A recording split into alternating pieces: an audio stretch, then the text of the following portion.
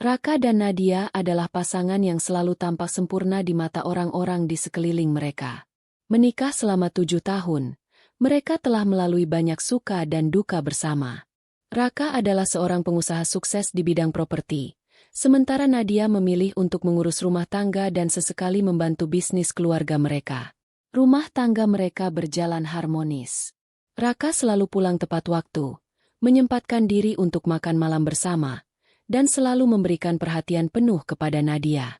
Mereka sering bepergian bersama, entah itu liburan keluar kota atau sekadar makan malam romantis di restoran favorit mereka. Nadia merasa hidupnya sempurna, memiliki suami yang perhatian dan kehidupan yang berkecukupan. Namun, semuanya mulai berubah dalam beberapa bulan terakhir. Awalnya, perubahan Raka terasa samar, hal-hal kecil yang mungkin terlewat jika Nadia tidak cukup peka. Suaminya mulai sering pulang larut malam, sesekali melewatkan makan malam, dan terkadang terlihat sibuk dengan ponselnya. Jika dulu Raka selalu terbuka dengan isi ponselnya, kini dia mulai lebih protektif. Ponsel yang dulu sering dibiarkan tergeletak di meja kini selalu dibawa kemana-mana. Bahkan ketika Nadia ingin meminjamnya sebentar, Raka tampak ragu sebelum menyerahkan. "Maaf, aku banyak urusan kantor. Kadang-kadang ada klien yang butuh respon cepat," kata Raka saat Nadia mempertanyakan kebiasaannya yang berubah.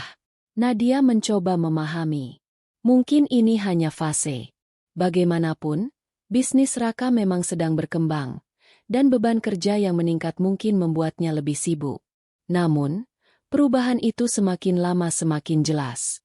Beberapa minggu setelahnya, Raka mulai sering menginap di luar kota dengan alasan meeting penting. Jika sebelumnya ia hanya pulang larut, kini ia bisa menghilang selama 2 atau 3 hari. Setiap kali Nadia bertanya lebih lanjut, jawabannya selalu singkat dan terdengar terburu-buru. "Aku ada proyek baru, Nat. Harus banyak pertemuan dengan investor," katanya suatu malam saat Nadia meneleponnya karena ia tidak pulang sejak pagi. "Tapi ini sudah hampir tengah malam. Kamu tidak pulang?" "Enggak bisa. Besok masih ada pertemuan pagi. Aku udah booking hotel di sini, jadi lebih gampang," jawabnya. Nadia mencoba percaya, tapi ada perasaan tidak nyaman yang mulai tumbuh di hatinya. Hingga suatu hari, saat ia sedang makan siang bersama sahabatnya, Rina, perasaan itu semakin kuat. "Nat, aku nggak bermaksud bikin kamu khawatir, tapi aku dengar gosip kurang enak di kantor suamimu," kata Rina hati-hati. Nadia meletakkan sendoknya dan menatap sahabatnya dengan alis berkerut. "Maksudmu?" "Ada yang bilang kalau Raka sering pergi bareng Tasya." Hati Nadia mencelos. Tasya adalah seorang karyawan di perusahaan Raka. Ia memang cantik dan selalu tampil menarik. Nadia pernah bertemu dengannya dalam beberapa acara kantor, tapi tidak pernah menganggapnya sebagai ancaman. "Mungkin cuma urusan kerja," kata Nadia, berusaha menenangkan diri. "Mungkin," sahut Rina. "Tapi mereka sering pergi berdua. Bahkan ada yang bilang mereka pernah makan malam di tempat romantis." Nadia mencoba mengabaikan kegelisahannya, tapi benih kecurigaan sudah tertanam dalam pikirannya. Setelah itu, ia mulai memperhatikan setiap gerak-gerik Raka dengan lebih teliti. Semakin diperhatikan, semakin jelas bahwa Raka menyembunyikan sesuatu.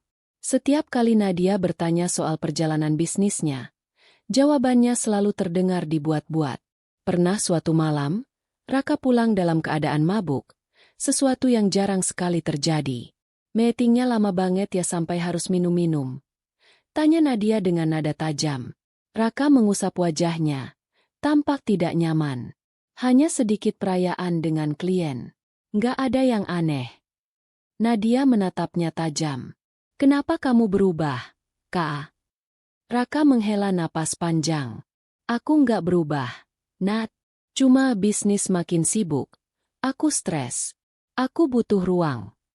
Jawaban itu seperti pisau yang menusuk hati Nadia. Ia tahu bahwa suaminya mulai menjauh, dan ia mulai takut kehilangan pria yang dulu begitu mencintainya. Namun, ia tidak akan tinggal diam.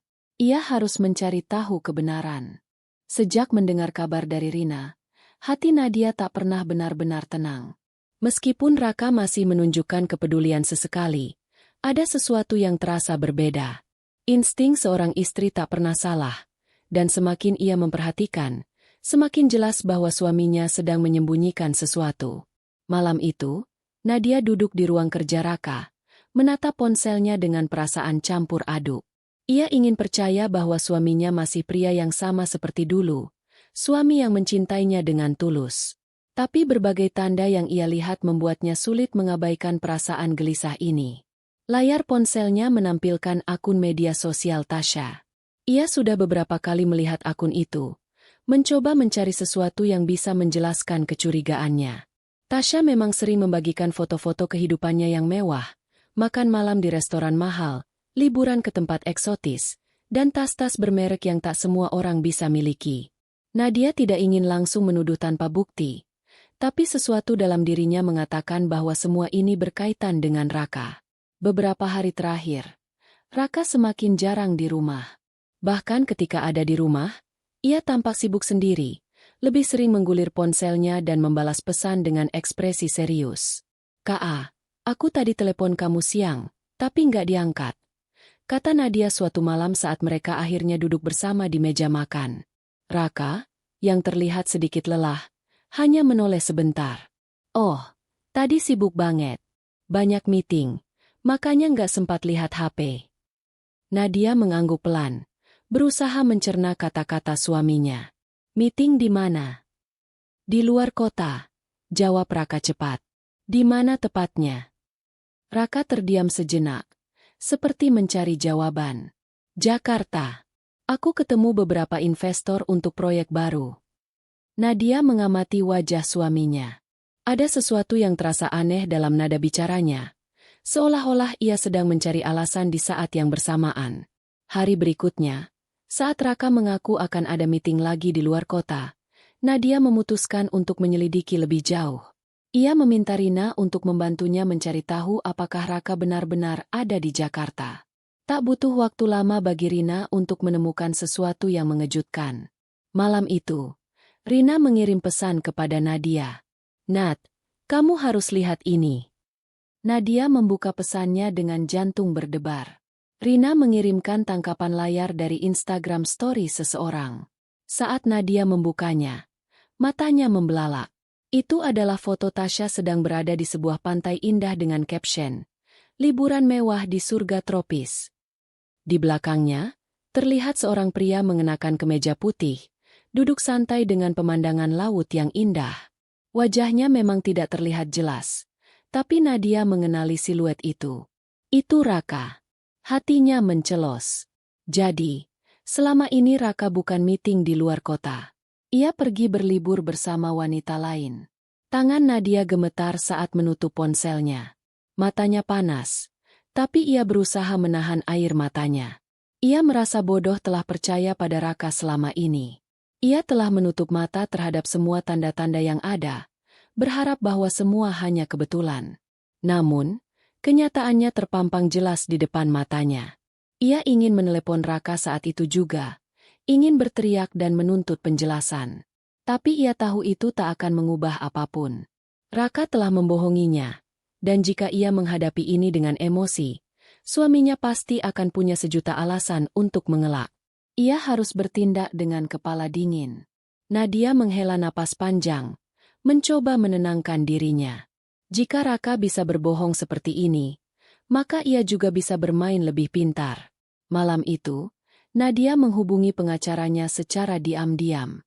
Ia tahu semua aset yang dimiliki keluarga ini sebagian besar masih atas namanya, termasuk rumah, kendaraan, dan beberapa rekening bisnis. "Aku ingin memastikan bahwa tidak ada Rp1 pun yang bisa diakses oleh Raka tanpa persetujuanku," katanya tegas. Pengacaranya terkejut, tapi tidak bertanya banyak. Ia hanya menjelaskan bahwa ada beberapa langkah yang bisa diambil untuk membekukan rekening dan mengamankan aset dari akses Raka. "Baik, Bu Nadia. Kami akan segera memproses semuanya." Setelah itu, Nadia juga menelepon bank dan meminta pemblokiran kartu kredit serta rekening yang biasa digunakan Raka. Ia ingin memastikan bahwa ketika suaminya sedang menikmati liburan mewahnya, ia akan mendapatkan kejutan yang tidak ia duga. Saat Nadia menutup telepon, ia menarik napas panjang. Ada rasa sakit di hatinya, tapi juga kepuasan kecil. Raka mungkin berpikir ia bisa bersenang-senang dengan wanita lain tanpa konsekuensi. Tapi dia akan segera menyadari bahwa pengkhianatan memiliki harga yang harus dibayar. Dengan hati yang kini lebih kuat, Nadia bersiap untuk balas dendam. Malam itu, Nadia duduk di tempat tidurnya, menatap layar ponsel yang masih menampilkan foto Tasya dengan latar belakang pantai indah. Hatinya terasa panas. Ia ingin menangis, tapi amarahnya jauh lebih besar dari kesedihannya. Ia sudah lama curiga, tapi kini ia memiliki bukti nyata. Raka tidak sedang meeting di luar kota. Ia sedang liburan bersama selingkuhannya di sebuah resort mewah. Pikiran Nadia berputar cepat. Ia bisa saja langsung menelepon Raka saat itu juga dan melabraknya. Tapi untuk apa? Raka pasti akan mengelak. Ia sudah terlalu sering melihat bagaimana suaminya menghindar dari pertanyaan dengan alasan-alasan klise. Kali ini ia akan bertindak dengan cerdas. Nadia segera menghubungi Rina. Sahabatnya itu menjawab dengan cepat, seolah sudah menunggu panggilan dari Nadia. "Nat, kamu udah lihat fotonya?" "Udah," jawab Nadia dengan suara dingin. "Aku juga nemuin sesuatu lagi. Aku kirim ke kamu sekarang." Beberapa detik kemudian, beberapa foto dan video masuk ke ponselnya. Salah satunya adalah video pendek dari akun Instagram Tasya. Dalam video itu, suara Tasya terdengar jelas, tertawa manja sambil merekam makanan mewah yang tersaji di mejanya. Kemudian kamera sedikit bergeser, dan dalam hitungan detik, terlihat tangan seorang pria mengambil gelas wine. Tangan itu. Nadia mengenali tangan itu. Itu tangan Raka. Salah satu foto yang dikirim Rina bahkan lebih mengejutkan. Foto itu menunjukkan punggung Raka sedang berjalan di samping Tasya, dengan tangan Raka melingkari pinggang wanita itu. Hati Nadia berdebar kencang. Jika sebelumnya ia masih memiliki sedikit harapan bahwa semua ini hanya kesalahpahaman, kini ia tak bisa membohongi dirinya sendiri. Setelah mendapatkan cukup bukti, Nadia mulai bertindak lebih jauh. Ia menghubungi pengacaranya kembali, memastikan bahwa semua akses ke rekening keluarga sudah diblokir sepenuhnya. Ia juga menghubungi bank dan meminta agar kartu kredit yang selama ini digunakan Raka dinonaktifkan. "Pastikan kartu itu tidak bisa digunakan lagi mulai sekarang," katanya dengan tegas kepada customer service bank. "Baik, Bu. Kami akan segera memproses permintaan Anda," jawab suara di ujung telepon.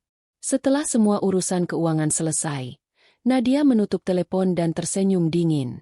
Biarkan Raka menikmati liburan mewahnya. Tapi sebentar lagi, ia akan tahu bagaimana rasanya terjebak di negeri orang tanpa akses ke uangnya sendiri. Di tempat lain, jauh dari rumah, Raka tengah menikmati makan malam romantis bersama Tasya. Restoran tempat mereka makan adalah salah satu restoran paling mewah di kota itu. Pelayan berseragam rapi, alunan musik klasik memenuhi ruangan, dan cahaya lilin menambah kesan romantis. Raka tersenyum puas. Ia merasa hidupnya begitu sempurna, uang berlimpah, bisnis sukses, dan seorang wanita cantik yang selalu menggoda dan membuatnya merasa muda kembali. Saat makanan mereka hampir habis, pelayan datang dengan tagihan. Raka mengeluarkan kartu kreditnya dengan santai dan menyerahkannya kepada pelayan. Namun, beberapa saat kemudian, pelayan itu kembali dengan ekspresi canggung. "Maaf, Pak, kartu Anda ditolak," katanya sopan. Raka mengerutkan kening. "Ditolak? Coba pakai yang ini," katanya sambil menyerahkan kartu kredit lainnya. Pelayan itu kembali mencoba, lalu kembali dengan wajah yang sama. "Kartu ini juga tidak bisa digunakan, Pak." Darah Raka langsung berdesir. Ada yang tidak beres. "Apa ada masalah, sayang?" tanya Tasya dengan nada manja, tidak menyadari kegelisahan yang mulai merayapi wajah Raka. "Sebentar," jawab Raka, lalu mengambil ponselnya dan mencoba membuka aplikasi mobile bankingnya. Namun, yang ia lihat membuat jantungnya berhenti berdetak sejenak. Semua rekeningnya kosong. Tidak ada saldo tersisa di sana. Tidak ada akses ke uang yang biasa ia gunakan. Raka segera menelepon bank, tapi setelah beberapa menit berbicara dengan customer service, ia mendapatkan jawaban yang membuat kepalanya berputar. Maaf, Pak.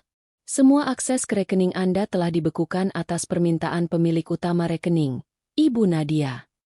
Mata Raka membelalak. Nadia. Ia meremas ponselnya dengan kuat. Jadi ini ulah istrinya. Nadia pasti sudah tahu. Sayang, ada apa? Tanya Tasya lagi. Kali ini dengan nada sedikit cemas. Raka menatapnya. Lalu mengalihkan pandangannya ke pelayan yang masih menunggu tagihan mereka dibayar. Ia menelan ludah. Kamu bisa bayar dulu? Aku bakal ganti nanti, katanya kepada Tasya. Ekspresi Tasya langsung berubah. Apa? Kamu nggak bawa uang? Ada masalah kecil dengan kartuku, kata Raka, berusaha tetap tenang. Aku bakal urus ini nanti. Tasya tampak tidak senang, tapi akhirnya mengeluarkan kartunya dan membayar tagihan mereka. Saat mereka keluar dari restoran, Tasya menatap Raka dengan tatapan curiga. Apa maksudnya semua kartu kamu nggak bisa dipakai? Kamu nggak lagi ada masalah keuangan, kan? Tidak. Ini cuma kesalahpahaman, jawab Raka cepat. Meskipun ia sendiri tahu itu bohong. Ia tidak tahu apa yang sudah dilakukan Nadia, tapi yang jelas, ia sedang dalam masalah besar. Dalam beberapa hari berikutnya, Raka semakin panik. Ia mencoba berbagai cara untuk mengakses uangnya, tapi semuanya gagal. Tidak ada rekening yang bisa diakses. Tidak ada kartu yang bisa digunakan. Lebih parahnya lagi, Tasya mulai kehilangan kesabaran. Wanita itu memang menyukai Raka, tapi bukan dalam keadaan seperti ini. Ia tidak tertarik pada pria yang tidak bisa membiayai kemewahan hidupnya. Saat mereka akhirnya memutuskan untuk pulang, mereka terpaksa membeli tiket pesawat dengan uang Tasya. Tidak ada lagi kelas bisnis. Tidak ada lagi hotel mewah. Mereka kembali dalam keadaan yang jauh berbeda dari saat mereka berangkat. Dan Raka tahu, begitu ia tiba di rumah, ia harus menghadapi sesuatu yang lebih buruk. Nadia menunggunya. Pesawat yang membawa Raka dan Tasya mendarat di Jakarta menjelang sore. Tidak ada lagi senyum puas di wajah Raka seperti saat keberangkatan mereka. Kali ini, wajahnya penuh dengan kecemasan dan ketegangan. Sejak mengetahui rekening dan kartunya diblokir, pikirannya tidak pernah tenang. Sepanjang perjalanan pulang, Raka tidak banyak bicara. Ia terlalu sibuk mencari cara untuk menghubungi seseorang yang bisa membantunya mengatasi masalah ini. Namun, semua rekan bisnis yang biasanya ia hubungi tampak menghindarinya. Ia mencoba menelepon pengacaranya. Tapi telepon itu hanya berdering tanpa jawaban. Tasya, yang awalnya bersikap manja dan penuh kasih sayang, kini mulai menunjukkan sikap yang berbeda. Wanita itu kesal karena harus mengeluarkan uang sendiri untuk membayar tagihan hotel dan tiket pulang. Kak, aku nggak ngerti apa yang sebenarnya terjadi, tapi kamu beneran nggak punya uang sama sekali? Tanya Tasya dengan nada tidak sabar. Raka mendesah panjang, berusaha menahan emosinya. Aku nggak tahu, Tas. Nadia pasti udah ngerjain sesuatu. Tasya mendecak kesal. Aku pikir kamu punya tabungan pribadi. Masa sih seorang Raka nggak nyimpen duit buat jaga-jaga? Raka hanya diam. Memang benar. Selama ini ia mempercayakan semua urusan finansialnya kepada Nadia. Ia terlalu percaya diri bahwa istrinya tidak akan pernah bertindak di luar dugaan. Tapi kini, semua asetnya lenyap dalam sekejap, dan ia bahkan tidak tahu bagaimana mengatasinya. Setibanya di bandara, Raka mencoba memesan mobil online. Namun, seperti yang sudah ia duga, saldo di akun pembayaran digitalnya pun kosong. Tasya, bisa pesan mobil? Tanyanya dengan nada pelan. Tasya menatapnya dengan ekspresi tidak percaya. Serius? Kak, kamu minta aku bayar lagi? Aku bakal ganti semuanya. Aku janji. Wanita itu menatapnya ragu, tapi akhirnya tetap memesan mobil. Namun, ekspresi di wajahnya jelas menunjukkan bahwa kesabarannya semakin menipis. Ketika mobil yang mereka tumpangi berhenti di depan rumah mewahnya, Raka merasa ada sesuatu yang berbeda. Rumah itu masih terlihat sama seperti terakhir kali ia tinggalkan, tapi suasananya terasa lebih dingin. Ia turun dari mobil dengan langkah cepat dan mencoba membuka gerbang dengan sidik jarinya. Namun, gerbang itu tidak terbuka. Raka mengernyit. Ini aneh. Ia mencoba beberapa kali lagi, tapi hasilnya tetap sama. Dengan perasaan tidak enak, ia menekan bel. Beberapa detik kemudian, pintu utama terbuka, dan Nadia muncul di ambang pintu. Raka menelan ludah. Tidak seperti biasanya. Kali ini istrinya tidak menyambutnya dengan senyuman. Wajahnya datar, dingin, dan tatapannya tajam menusuk. Apa maksudnya ini, Nat? Tanya Raka, mencoba terdengar tenang. Nadia menyilangkan tangan di depan dadanya. Kamu masih bertanya, Kak? Suaranya terdengar sinis. Aku nggak bisa masuk rumahku sendiri. Raka mencoba menekan emosi. Nadia tersenyum tipis. Rumah kita? Maaf, Kak. Rumah ini sekarang sepenuhnya atas namaku. Dan aku memutuskan kalau kamu nggak perlu tinggal di sini lagi. Darah Raka langsung berdesir. Ia menatap Nadia dengan mata membelalak. Kamu bercanda, kan? Menurutmu? Nadia menyodorkan sebuah amplop ke arah Raka. Lihat sendiri. Dengan tangan gemetar, Raka membuka amplop itu dan membaca isinya. Itu adalah dokumen legal yang menyatakan bahwa seluruh aset, termasuk rumah, mobil, dan properti lainnya, telah dialihkan sepenuhnya atas nama Nadia. Gimana bisa? Ini nggak mungkin. Suara Raka bergetar. Kamu terlalu sibuk bersenang-senang dengan pelakor sampai nggak sadar kalau aku udah lama mempersiapkan ini. Jawab Nadia tajam. Aku tahu semuanya. Kak. Setiap kebohongan, setiap pengkhianatanmu. Raka merasa dunianya runtuh. Ia ingin membantah, ingin marah, ingin menuntut. Tapi kenyataan di hadapannya tidak bisa dibantah. Tasha, yang sejak tadi berdiri di belakang Raka, mulai merasa tidak nyaman dengan situasi ini. Ia melirik Nadia dengan ekspresi enggan, lalu berbisik pelan kepada Raka. Kak, aku rasa aku harus pergi dulu. Raka menoleh dengan panik. Tas, tunggu dulu. Aku nggak mau terlibat dalam masalah rumah tangga kalian. Potong Tasha cepat. Dan, sepertinya kamu juga nggak punya apa-apa lagi. Tas, aku bisa perbaiki ini. Tasha tertawa kecil, tapi nadanya dingin. Kamu pikir aku mau hidup susah bareng kamu, Kak? Tanpa berkata apa-apa lagi, Tasha berbalik, memanggil mobil online, dan pergi begitu saja. Raka hanya bisa menatap kepergiannya dengan tatapan kosong.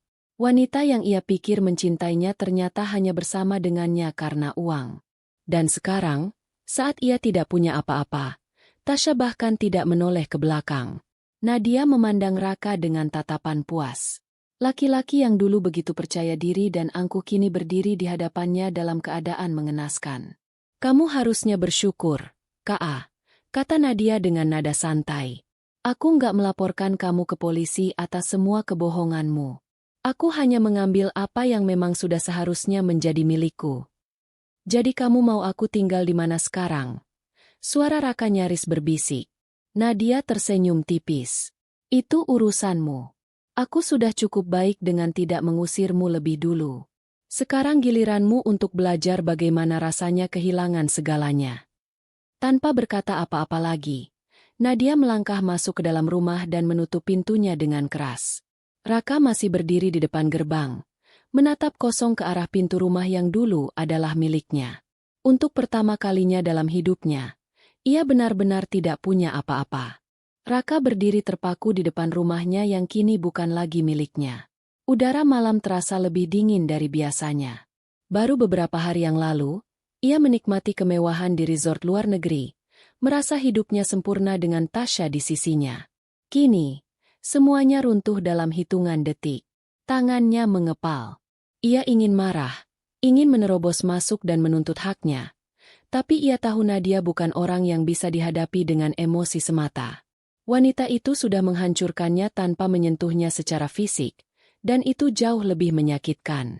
Ia mencoba menghubungi beberapa teman dekatnya, berharap ada yang mau menolongnya untuk sementara waktu. Namun, satu persatu panggilan teleponnya berujung pada nada sibuk atau pesan singkat yang berbunyi, "Maaf, lagi sibuk." Raka mengumpat pelan. Dulu, Saat ia masih berada di puncak kesuksesan, orang-orang berebut mendekatinya. Sekarang, ketika ia jatuh, tak seorang pun mau tahu. Setelah hampir 1 jam berdiri di depan rumah tanpa tujuan, Raka akhirnya menyerah. Ia berjalan pelan meninggalkan rumah itu. Langkahnya berat dan pikirannya penuh dengan ketidakpastian. Tanpa uang dan tempat tinggal, ia harus mencari tempat untuk bermalam.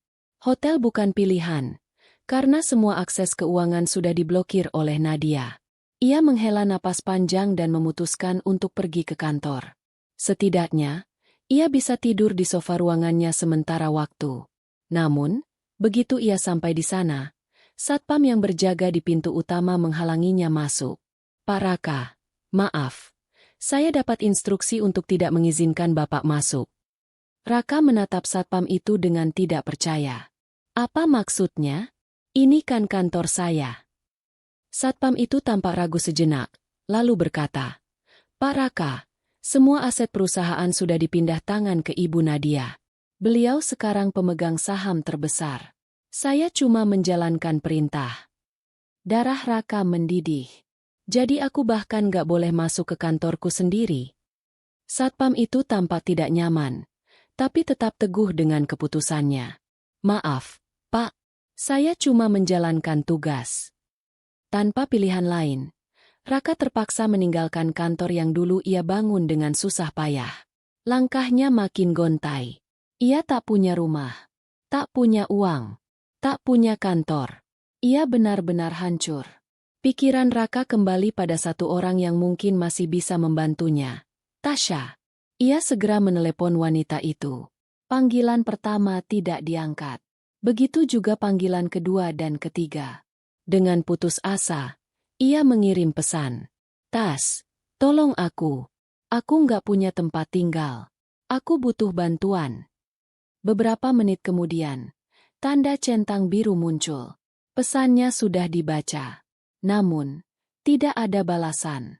Raka mencoba menelepon lagi. Kali ini langsung masuk ke pesan suara.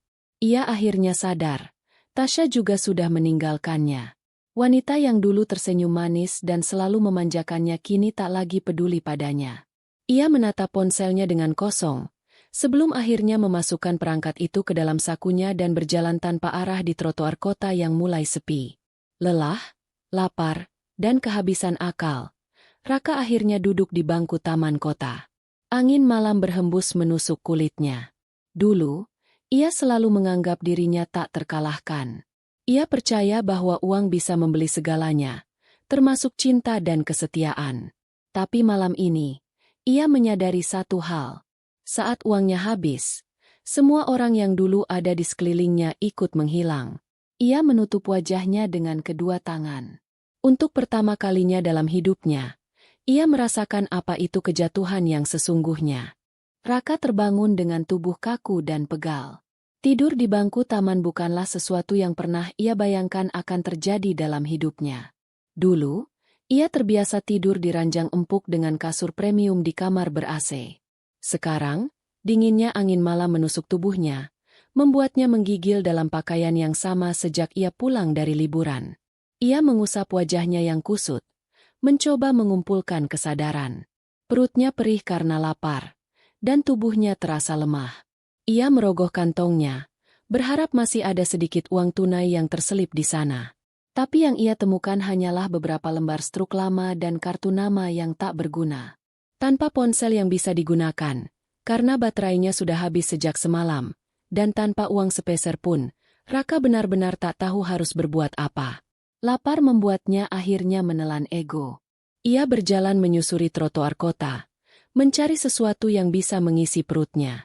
Aroma makanan dari warung dan restoran di sepanjang jalan membuatnya semakin tersiksa.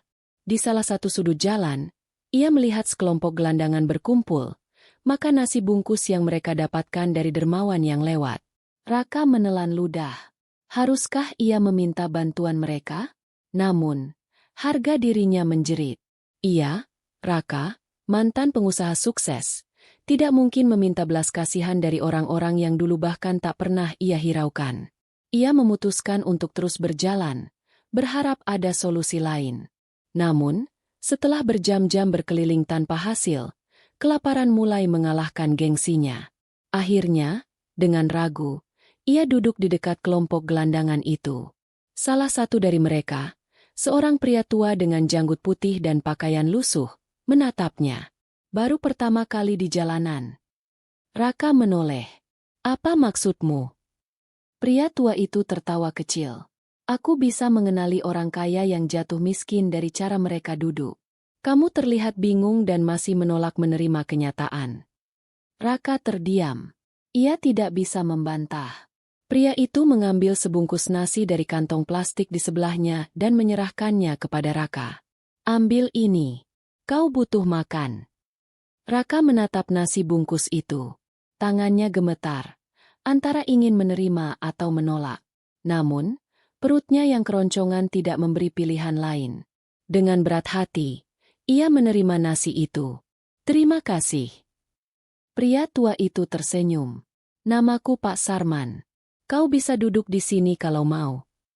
Untuk pertama kalinya dalam hidupnya, Raka makan dengan penuh kesadaran bahwa ia tidak lagi punya apa-apa. Setelah mengisi perutnya, Raka mencoba memikirkan langkah selanjutnya. Satu-satunya harapan yang tersisa adalah mencari orang-orang yang dulu bekerja dengannya. Mungkin ada satu atau dua orang yang masih bersedia menolongnya.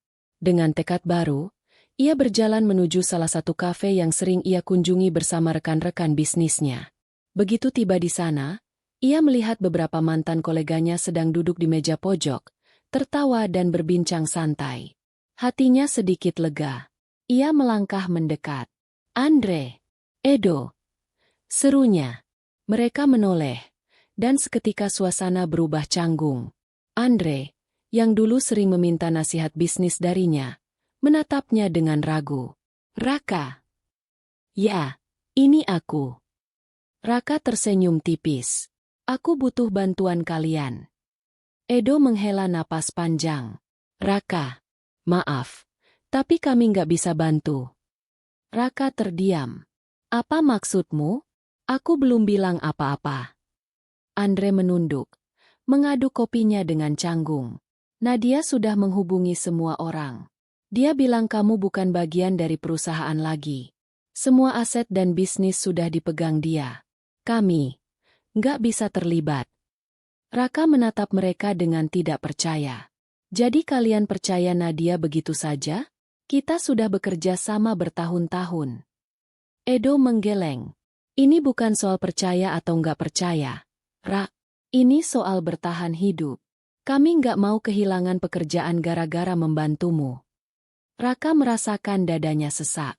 Orang-orang yang dulu menghormatinya, yang dulu ia anggap teman, kini menghindarinya seolah-olah ia penyakit menular. Tanpa mengatakan apa-apa lagi, ia berbalik dan berjalan pergi. Kini, ia benar-benar sendirian. Malam itu, Raka kembali tidur di bangku taman, kali ini dengan hati yang jauh lebih berat. Dulu, ia menganggap dirinya tak tergantikan. Ia merasa bisa melakukan apapun yang ia mau tanpa konsekuensi.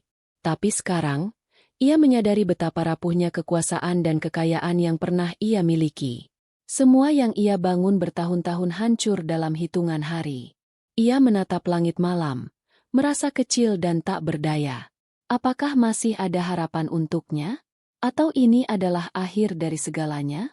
Raka terbangun dengan tubuh terasa kaku dan dingin. Tidur di bangku taman selama 2 malam berturut-turut membuat sendi-sendi tubuhnya terasa nyeri. Ia mengusap wajahnya yang belum tersentuh air sejak kepulangannya dari liburan yang berakhir petaka. Perutnya kembali berbunyi, menandakan bahwa ia harus mencari makanan. Namun, lebih dari sekadar makanan, ia butuh solusi untuk keluar dari kehancuran ini. Ia bangkit dengan langkah gontai, berjalan tanpa tujuan di jalanan yang mulai ramai oleh orang-orang yang memulai aktivitas pagi mereka. Beberapa orang memandangnya dengan tatapan aneh. Seorang pria dengan pakaian mahal tapi kusut, wajah lelah, dan mata penuh keputusasaan. Tak ada lagi Raka yang berwibawa. Kini ia hanyalah pria yang terbuang. Raka tahu bahwa satu-satunya cara untuk bertahan adalah mendapatkan uang. Namun, dengan semua aset dan koneksinya yang telah pergi, ia tidak bisa berharap kembali ke dunia bisnis dalam waktu dekat. Ia melangkah menuju sebuah restoran cepat saji, berharap bisa mendapatkan pekerjaan serabutan.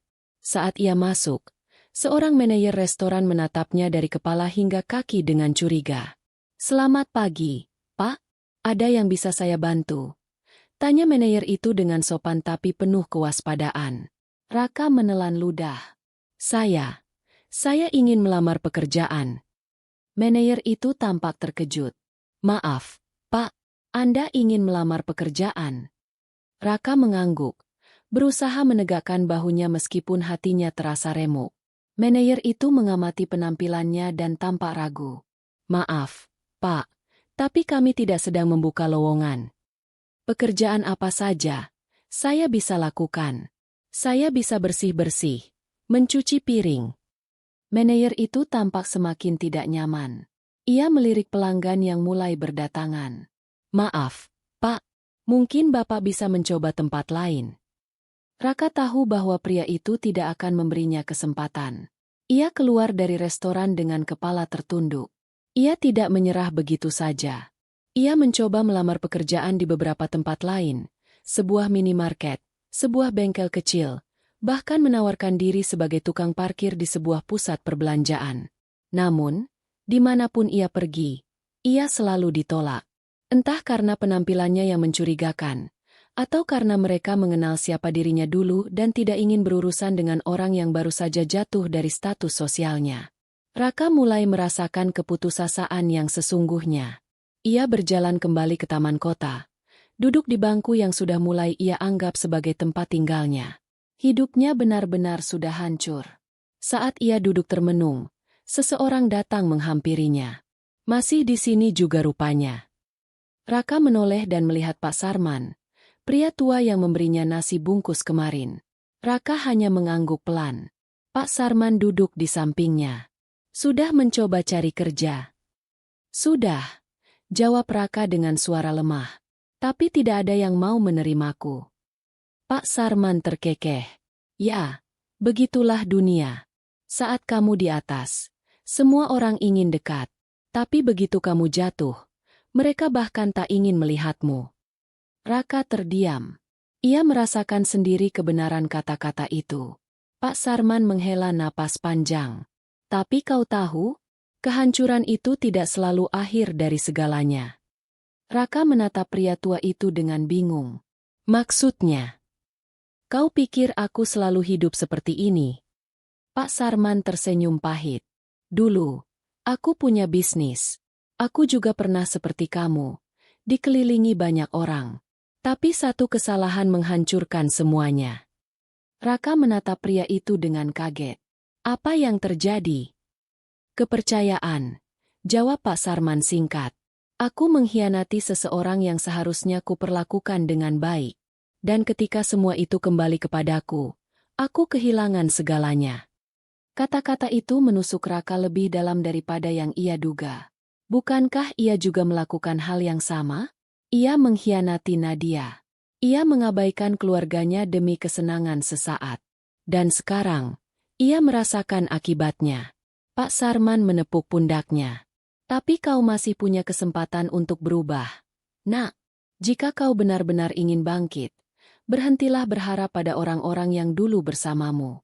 Mulailah dari nol." "Tapi, bagaimana caranya?" Pria tua itu tersenyum. "Aku punya kenalan yang butuh tenaga kerja di pasar. Tidak mewah, tapi cukup untuk makan. Jika kau mau, aku bisa mengenalkanmu." Raka menatap pria itu dengan ragu. Bekerja di pasar? Dulu, ia adalah pengusaha sukses. Sekarang, ia harus bekerja kasar hanya untuk bertahan hidup? Tapi pilihan apa yang ia miliki? Ia menarik napas dalam-dalam, lalu mengangguk. "Baiklah, aku mau mencoba." Pak Sarman tersenyum puas. "Bagus. Besok pagi kita ke sana." Malam itu, Raka tidur dengan sedikit harapan. Untuk pertama kalinya sejak kehancurannya, ia merasa ada jalan untuk bangkit kembali. Pagi itu, Raka terbangun sebelum matahari terbit.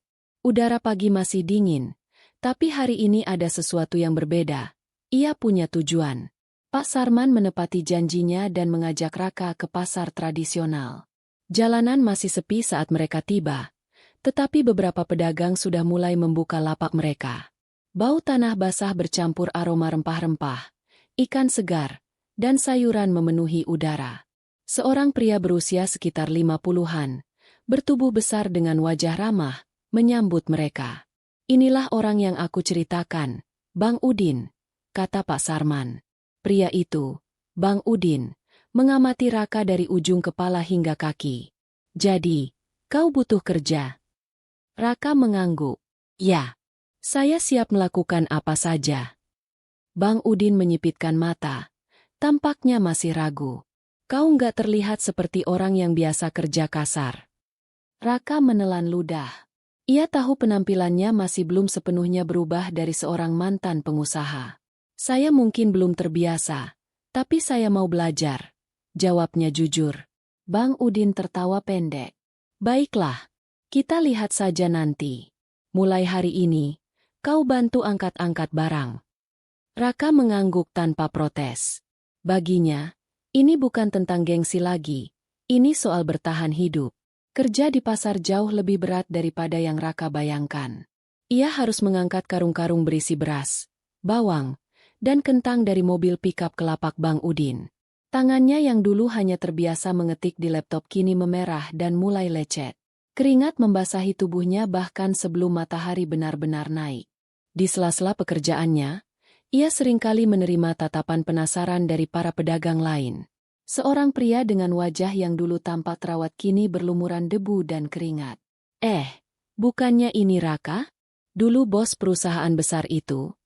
bisik seorang pedagang pada rekannya. Raka pura-pura tidak mendengar, meskipun kata-kata mereka terasa seperti belati yang menusuk harga dirinya.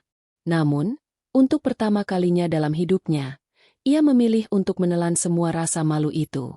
Siang harinya, Bang Udin memberinya istirahat dan sepiring nasi bungkus. "Lumayan juga kerjaanmu tadi. Nggak semua orang tahan hari pertama di sini," kata Bang Udin sambil duduk di sebelahnya. Raka menghela napas panjang, mengusap keringat di dahinya. "Jauh lebih berat dari yang saya kira." Bang Udin tertawa. "Begitulah hidup, Nak. Kadang kita di atas, kadang di bawah. Tapi kalau kau mau bertahan, kau harus mau mulai dari bawah lagi." Raka mengangguk pelan, lalu mulai menyuap nasi bungkus itu. Makanan sederhana itu terasa lebih nikmat dibanding makanan mahal yang pernah ia santap di restoran mewah. Mungkin karena ini adalah makanan pertama yang ia beli dengan keringatnya sendiri setelah kehancurannya. Hari-hari berikutnya, Raka semakin terbiasa dengan ritme kerja di pasar. Tangannya mulai mengeras, tubuhnya semakin kuat. Bang Udin sering memberinya nasihat tentang hidup. "Kau tahu, Raka? Hidup itu bukan tentang seberapa banyak yang kau punya, tapi seberapa kuat kau saat kehilangan semuanya." Kata-kata itu terus terngiang di kepala Raka. Ia mulai memahami sesuatu yang dulu tidak pernah ia sadari, bahwa kesuksesan bukan hanya soal uang, tetapi soal bagaimana seseorang bertahan ketika segalanya diambil darinya. Suatu sore, setelah menyelesaikan pekerjaannya, Raka duduk di tepi trotoar, menikmati segelas teh hangat yang dibelikan Bang Udin. Tiba-tiba, sebuah mobil hitam berhenti di dekatnya. Dari dalam mobil, seorang wanita turun. Raka membelalakan mata saat mengenali sosok itu. Nadia, mantan istrinya, berdiri di depannya, mengenakan pakaian rapi seperti biasa. Wajahnya tetap tenang, tetapi ada sesuatu di matanya yang tidak bisa Raka baca. "Aku dengar kau sekarang bekerja di sini," katanya tanpa basa-basi. Raka tidak menjawab. Ia hanya menatapnya dengan campuran perasaan bersalah dan rasa ingin tahu. Nadia menarik napas dalam. "Ada sesuatu yang ingin kubicarakan denganmu." Raka meneguk ludah. Ia tidak tahu apa yang akan dikatakan Nadia, tetapi ia tahu bahwa ini akan menjadi percakapan yang sangat penting. Raka menatap Nadia dengan perasaan campur aduk. Sudah berhari-hari sejak ia kehilangan segalanya, dan kini, mantan istrinya berdiri di hadapannya, masih dengan aura tenang dan anggun yang dulu selalu ia abaikan. Bang Udin yang duduk tak jauh darinya hanya melirik sekilas sebelum kembali fokus pada pekerjaannya. Raka menghela napas, lalu berdiri. Apa yang ingin kau bicarakan? Nadia melipat tangannya di depan dada. Ikut aku. Kita bicara di tempat yang lebih tenang. Raka ragu sejenak, tapi akhirnya mengikuti Nadia ke dalam mobilnya. Perasaan aneh menyelimutinya. Ia tidak tahu apa yang akan dikatakan Nadia. Apakah ia datang untuk menghinanya? Atau justru sesuatu yang lain? Mereka berhenti di sebuah kedai kopi sederhana. Tempat itu jauh dari restoran mewah yang biasa mereka datangi dulu, tapi tetap cukup nyaman untuk berbicara. Nadia memesan kopi hitam, sementara Raka hanya meminta segelas air putih. Setelah beberapa saat hening, Nadia akhirnya berbicara. Apa yang kau rasakan sekarang, Raka? Pertanyaan itu sederhana, tapi terasa seperti tamparan bagi Raka. Ia menatap ke bawah, jemarinya saling bertaut. Aku merasa hancur, seperti kehilangan segalanya dalam sekejap. Nadia mengangguk, seolah sudah menduga jawabannya. Dulu aku juga merasakan itu. Raka menatapnya, bingung. Apa maksudmu? Nadia tersenyum tipis, tapi ada kepedihan dalam sorot matanya. Saat aku tahu kau berselingkuh, saat aku melihat bukti-bukti dari teman-temanku, aku merasa dikhianati. Aku tidak bisa tidur, tidak bisa makan, dan yang lebih menyakitkan, aku harus tetap bersikap tegar karena aku tahu kau tidak akan mengakui kesalahanmu. Raka menggigit bibirnya. Kata-kata Nadia menusuk hatinya lebih dalam daripada yang ia kira. Nadia melanjutkan, suaranya tetap tenang. Jadi, aku putuskan untuk tidak menangis lebih lama. Aku bangkit. Aku mengambil semua yang memang menjadi hakku. Dan sekarang, aku ingin tahu, bagaimana rasanya berada di posisiku dulu. Raka tidak bisa menjawab, karena jawabannya jelas. Ia benar-benar hancur. Setelah beberapa saat hening, Nadia menghela napas. Aku tidak datang ke sini untuk menghinamu, Raka. Aku hanya ingin memastikan bahwa kau belajar dari semua ini. Raka mengangkat alis. Belajar? Nadia mengangguk. Aku tahu kau bukan orang yang benar-benar jahat. Kau hanya terlalu egois. Dan mungkin, hukuman yang kau terima sekarang adalah satu-satunya cara agar kau sadar. Raka mengepalkan tangannya. Aku sadar. Nadia. Aku sadar aku telah melakukan kesalahan besar. Nadia tersenyum tipis. Bagus. Karena aku ingin memberimu kesempatan kedua. Raka menatapnya dengan terkejut. Maksudmu? Aku tidak akan mengembalikan hartamu, Raka. Semua yang aku ambil adalah hakku dan anak-anak kita. Tapi aku bisa membantumu mendapatkan pekerjaan yang lebih layak. Raka masih mencerna kata-kata itu. Seorang kenalanku sedang mencari pegawai untuk perusahaan distribusi kecil. Bukan posisi tinggi, hanya staf biasa. Gajinya tidak besar, tapi cukup untuk memulai kembali hidupmu. Aku tidak memaksamu. Jika kau ingin terus bekerja di pasar, itu pilihanmu. Tapi jika kau ingin mencoba memperbaiki hidup, aku memberimu jalan. Raka terdiam. Tawaran itu terdengar seperti cahaya di ujung lorong gelap kehidupannya. Namun, ini bukan hanya tentang pekerjaan. Ini tentang harga dirinya. Dulu, ia adalah seorang pengusaha sukses. Sekarang, ia bahkan tidak bisa mendapatkan pekerjaan tanpa bantuan dari mantan istrinya. Raka menarik napas dalam-dalam. Kenapa kau melakukan ini, Nadia? Setelah semua yang aku lakukan padamu. Nadia menatapnya dengan mata penuh kebijaksanaan. Karena aku tidak ingin anak-anakku memiliki ayah yang gagal total dalam hidupnya. Kau sudah dihukum atas kesalahanmu, dan sekarang, terserah padamu apakah kau mau bangkit atau tetap terpuruk. Raka menelan ludah. Ini adalah kesempatan yang tidak ia duga. Sebuah jalan untuk keluar dari keterpurukan. Namun, apakah ia siap untuk mengambilnya? Ia menatap Nadia, mencoba mencari jawaban dalam sorot matanya. Dan saat itu, ia menyadari sesuatu. Hidupnya tidak akan pernah sama lagi. Tapi mungkin, ia masih punya kesempatan untuk memperbaiki semuanya. Raka duduk diam di kursinya, merenungkan tawaran Nadia. Ini adalah kesempatan yang tak pernah ia duga akan datang, kesempatan untuk bangkit dari keterpurukan. Tapi menerima bantuan dari mantan istrinya? Itu bukan perkara mudah. Namun, saat ia melihat sorot mata Nadia, ia tahu ini bukan sekadar belas kasihan. Ini adalah ujian. Apakah ia masih terlalu sombong untuk menerima pertolongan? Atau ia benar-benar ingin memperbaiki hidupnya? Dengan napas berat, Raka akhirnya mengangguk. Baik, aku akan menerimanya. Nadia tidak menunjukkan ekspresi puas atau senang. Ia hanya mengangguk pelan, seolah ini memang hal yang seharusnya terjadi. Baik, aku akan menghubungi temanku. Kau bisa mulai minggu depan. Raka menelan ludah. Ada perasaan aneh yang menyelimutinya. Rasa lega, tetapi juga beban. Ini bukan jalan pintas untuk kembali ke puncak.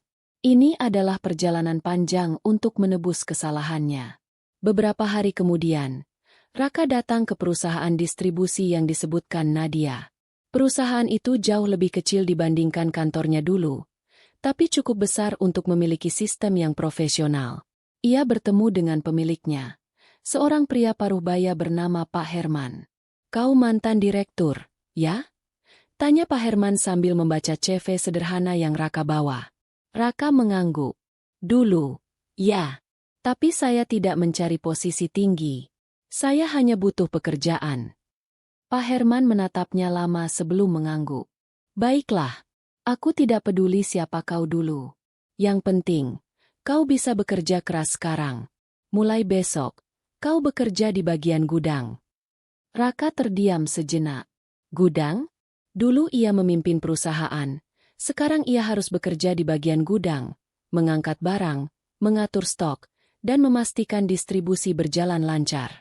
Namun, ia tidak protes. Ia hanya mengangguk dan berkata, "Terima kasih sudah memberiku kesempatan." Hari pertama Raka bekerja di gudang menjadi pengalaman baru baginya. Ia tidak lagi mengenakan jas mahal atau duduk di kantor ber-AC. Ia kini mengenakan seragam pekerja, mengangkat dus berat, mencatat stok barang, dan berurusan dengan pekerja kasar lainnya. Beberapa rekan kerja memperhatikannya dengan rasa ingin tahu, sebagian lain mencibir. Dengar-dengar, dia dulu orang kaya yang jatuh miskin, bisik seorang pekerja kepada temannya.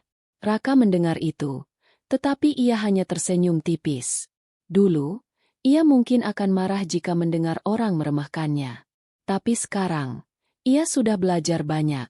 Ia hanya perlu bekerja keras dan membuktikan bahwa ia bisa bertahan. Hari-hari berlalu, dan meskipun awalnya sulit, Raka mulai terbiasa. Ia belajar bahwa kerja keras lebih berarti daripada sekadar status sosial. Ia juga mulai merasakan kepuasan yang berbeda. Puas karena mendapatkan sesuatu dari hasil keringatnya sendiri, bukan dari manipulasi atau pengkhianatan. Suatu sore, saat ia pulang dari kerja, Raka berjalan melewati sebuah kafe kecil dan melihat sosok yang sangat dikenalnya. Laras, wanita yang dulu menjadi selingkuhannya kini duduk di meja sudut kafe, tampak sedang berbicara dengan seorang pria lain. Namun, yang menarik perhatian Raka bukan pria itu, melainkan ekspresi Laras. Dulu, Laras adalah wanita penuh percaya diri, selalu tampak anggun dan menarik. Tapi kini, ia tampak lelah. Matanya tidak lagi berbinar, dan senyum yang dulu menawan kini tampak dipaksakan. Raka terdiam sejenak, lalu memutuskan untuk masuk. Laras terkejut saat melihatnya. Raka. Raka tersenyum kecil. Lama tidak bertemu, Laras. Pria di depannya menatap Raka sebentar sebelum pamit pergi. Laras tampak canggung. Kau, bagaimana kabarmu? Tanya Laras akhirnya. Raka tertawa pelan. Aku sedang belajar memulai kembali hidupku. Laras menggigit bibirnya. Aku dengar tentang apa yang terjadi. Apa yang terjadi padamu, Laras? Potong Raka, suaranya lembut. Laras terdiam, lalu menghela napas panjang. Setelah liburan itu, aku pikir semuanya akan baik-baik saja. Tapi setelah semua asetmu diblokir, aku juga ikut terkena imbasnya. Aku kehilangan banyak hal. Aku mencoba bertahan, tapi ternyata, aku hanya pion dalam permainan ini. Raka menatapnya lama. Ia tidak merasa kasihan, tapi juga tidak merasa puas. Mereka berdua telah membuat keputusan yang salah, dan kini mereka harus menghadapi akibatnya. Kau menyesal? Tanya Raka akhirnya. Laras tersenyum pahit. Aku tidak tahu. Aku pikir dulu aku mendapatkan segalanya, tapi ternyata aku justru kehilangan lebih banyak. Raka mengangguk. Ia mengerti perasaan itu. Mereka berbicara sebentar sebelum akhirnya Laras pamit pergi. Raka menatapnya keluar dari kafe, menyadari bahwa wanita yang dulu ia kejar dengan penuh nafsu kini hanyalah seseorang dari masa lalunya. Dan untuk pertama kalinya, ia merasa benar-benar siap untuk melanjutkan hidup. Minggu-minggu berlalu, dan Raka terus bekerja keras. Ia belajar lebih banyak tentang bisnis dari bawah, sesuatu yang dulu tidak pernah ia pahami sebagai pemilik perusahaan. Ia juga mulai memperbaiki hubungannya dengan anak-anaknya.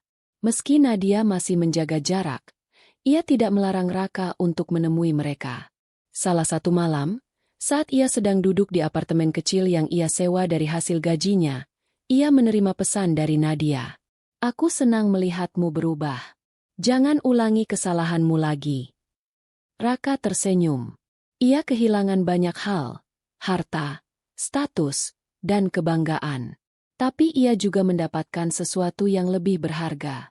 Kesempatan untuk menjadi manusia yang lebih baik. Dan kali ini, ia tidak akan menyia-nyiakannya. Tamat.